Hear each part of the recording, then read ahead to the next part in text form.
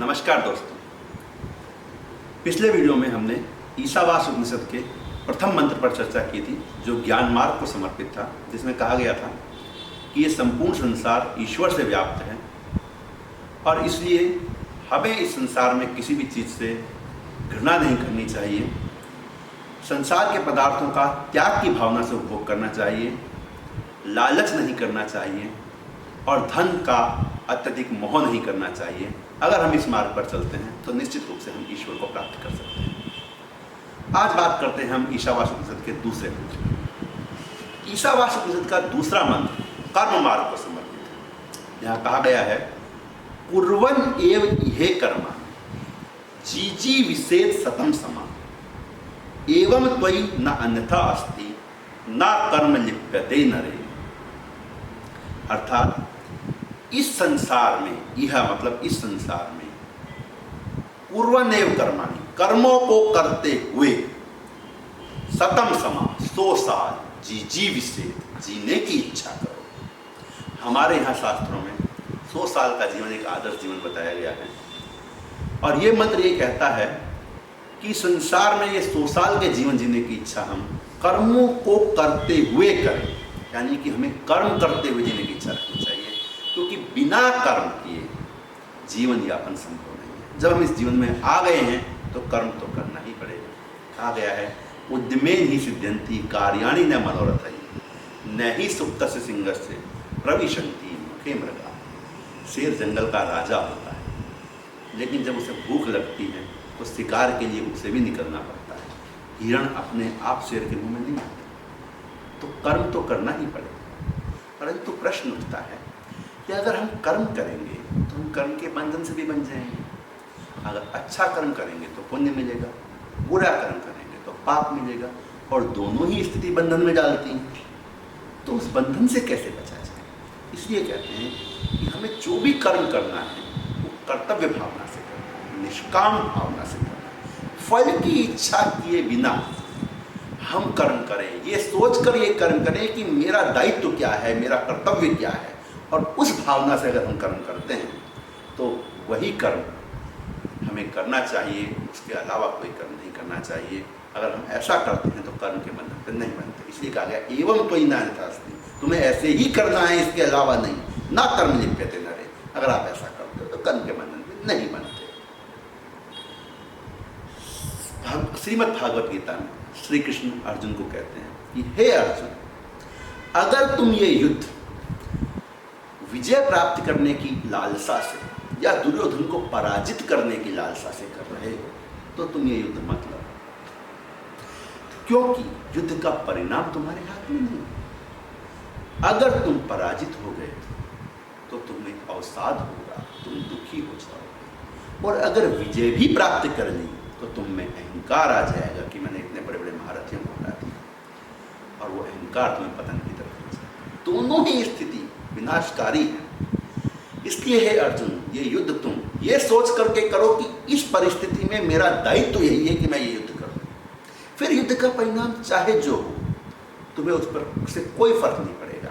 तुम्हें ये भाव रहेगा कि मैंने अपना कर्म ईमानदारी से किया, बस इतना ही। ये मंत्र न सिर्फ आध्यात्मिक दृष्टि से बल्कि व्यावहारिक दृष्टि से पूरे वैदिक वाङ्मय का सबसे सुंदर मंत्र, जिसमें व्यावहारिक जीवन की शिक्षा दी गई है, वो यही मंत्र है। अगर हम व्यवहार में भी देखें, अगर हम कोई अपना कार्य ईमानदारी से, कर्तव्य भावना से करते हैं, बिना फल की इच्छा किए या बिना फल के प्रति अत्यधिक लालसा किए, तो हमारे अंदर कभी गिल्ट नहीं आएगा, हमें कभी क्षोभ नहीं होगा, चाहे परिणाम जो भी हो। लेकिन अगर हमने अपना दायित्व ईमानदारी से नहीं निभाया है तो हमें उसके परिणाम पर क्षोभ। इसलिए हम कोई भी कार्य करें, अपनी जिम्मेदारी, अपने दायित्व को समझकर करें, फल का अत्यधिक मोह ना रखें, क्योंकि फल का मोह सुख या दुख को जन्म देता है। एक छोटा सा एग्जांपल देना चाहूँगा। जब हम नेशनल पुलिस एकेडमी में ट्रेनिंग कर रहे थे तो हमारे एक साथी ने फैकल्टी से पूछा कि सर, पुलिस किसी भी केस को इन्वेस्टिगेट करती है, हम बहुत अच्छा इन्वेस्टिगेशन करते हैं, एविडेंस कलेक्ट करते हैं, क्रिमिनल को अरेस्ट करते हैं, लेकिन होता क्या है, कोर्ट में जाते ही सब बाइज्जत बरी हो जाते हैं, तुरंत जमानत मिल जाती है, 100 में से 99 लोग केस में यही होता है, हमारा कन्विक्शन रेट तो 1% है, तो फिर हमारे इतनी मेहनत करने का क्या फ़ायदा? तो हमारे जो फैकल्टी थे उन्होंने बहुत ही सुंदर जवाब दिया। उन्होंने कहा कि तुम लोग सारी दुनिया का बोझ अपने कंधे पर क्यों ले लेते हो? तुम्हें ये किसने बताया कि पुलिस की जिम्मेदारी लोगों को न्याय दिलाना है? पूरे क्रिमिनल जस्टिस में पुलिस का एक पार्ट है इन्वेस्टिगेशन, उसके अलावा दूसरे प्लेयर भी हैं, जुडिशरी है, डिफेंस काउंसिल है, प्रोसिक्यूशन लॉयर है, फॉरेंसिक है, मेडिकल एक्सपर्ट है, और बहुत सारी अथॉरिटीज़ हैं, विटनेस हैं। तो सब अपनी अपनी जिम्मेदारी निभाएं। तुम्हारा काम है तुम अपना इन्वेस्टिगेशन ईमानदारी से करो। अगर तुम्हारा इन्वेस्टिगेशन अच्छा है, तुमने उसमें 100% दिया है, तो अगर अपराधी छूटता भी है तो तुम्हें गिल्ट नहीं होगा।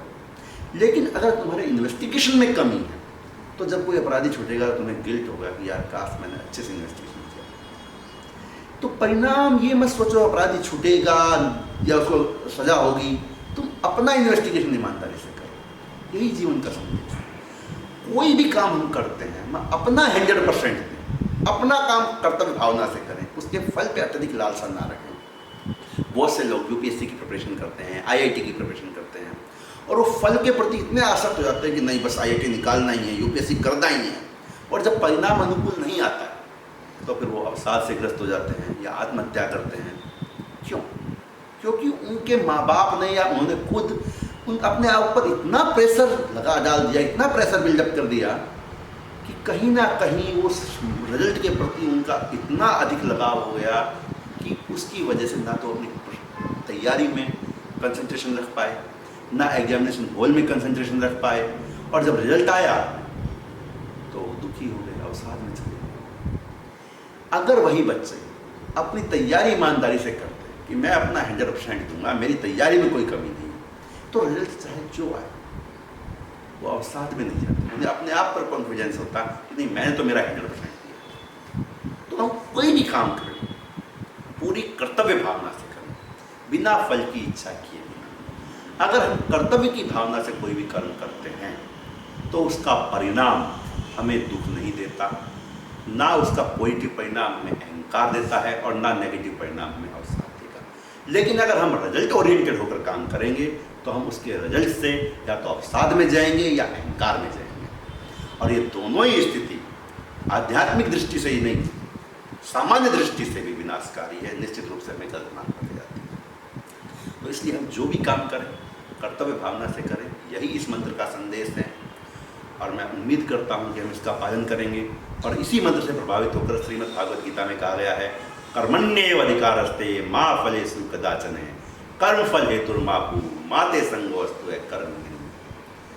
और इस संदेश को हमें पूरी दुनिया में फैलाना है और ले जाना है। और आज हम ये प्रण लें कि हम जो भी कार्य करें कर्तव्य भावना से करें, बिना फल की परवाह किए। इसी के साथ हम आज की चर्चा को विराम देते हैं। ईसावाद उपनिषद पर अगली चर्चा हम नेक्स्ट वीडियो में करेंगे। धन्यवाद, नमस्कार।